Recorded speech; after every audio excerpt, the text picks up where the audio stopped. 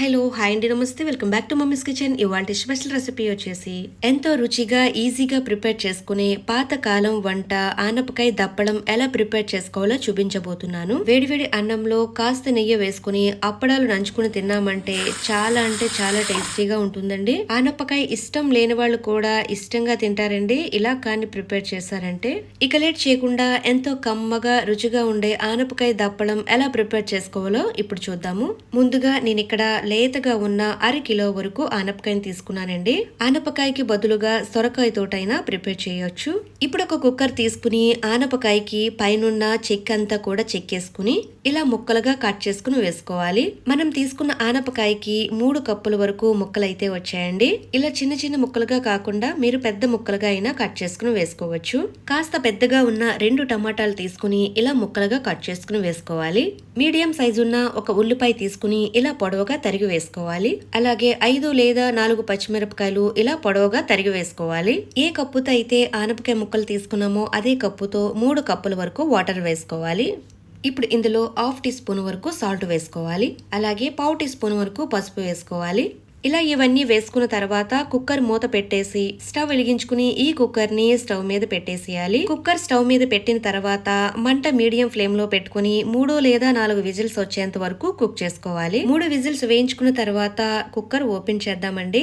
చూసారు కదండి, ఆనపకాయ అయితే చక్కగా ఉడికిపోయింది. గరిటెతో కానీ పప్పు గుత్తుతో కానీ కాస్త కలపెట్టుకోవాలండి, మరీ ఎక్కువగా కాకుండా. ఇప్పుడు ఇందులో 1/2 టీ స్పూన్ వరకు కారం వేసుకోవాలి.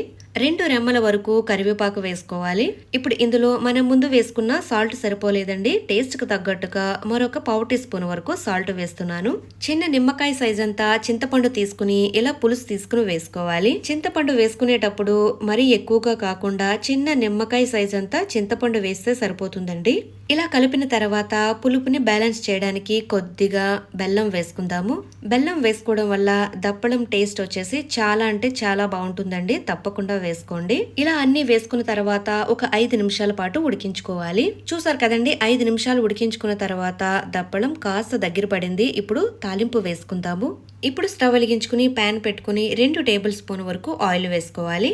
ఆయిల్ కాస్త హీట్ ఎక్కిన తర్వాత 1 టీ స్పూన్ వరకు పచ్చి శనగపప్పు వేసుకోవాలి. 1/2 టీ స్పూన్ వరకు మినపప్పు వేసుకోవాలి. అలాగే మరొక 1/2 టీ స్పూన్ వరకు జీలకర్ర వేసుకోవాలి. నెక్స్ట్ వచ్చేసి ఆవాలు కూడా ఒక 1/2 టీ స్పూన్ వరకు వేసుకోవాలి. దంచుకున్న వెల్లుల్లి రెబ్బలు 10 లేదా ఒక 8 వరకు వేసుకోవాలి. 3 లేదా 2 ఎండుమిరపకాయలు ఇలా తుంచుకుని వేసుకోవాలి. దప్పడం గుమగుమలాడుతూ టేస్ట్ రావడానికి 2 చిటికెల వరకు హింగు వేసుకోవాలి. స్టవ్ ని మీడియం ఫ్లేమ్ లో పెట్టుకుని పోపుని చక్కగా వేయించుకోవాలండి. దప్పడానికి పోపు ఎంత బాగా పెడితే అంత టేస్ట్ వస్తుందండి. పోపు కాస్త వేగిన తర్వాత ఇప్పుడు ఇందులో కొద్దిగా కరివేపాకు వేసుకుందాము. చూసారు కదండి, పోపు అయితే చక్కగా వేగిపోయింది. ఇప్పుడు తాలింపు వేసేసుకుందాము.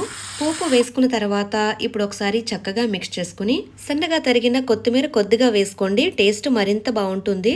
కొత్తిమీర నా దగ్గర లేక నేను వేయలేదండి, మీరు కంపల్సరీగా వేసుకోండి, బాగుంటుంది. చూసారు కదండి, ఎంతో ఈజీగా రుచిగా ఉండే ఆనపకాయ దప్పడాన్ని ప్రిపేర్ చేసుకున్నాము.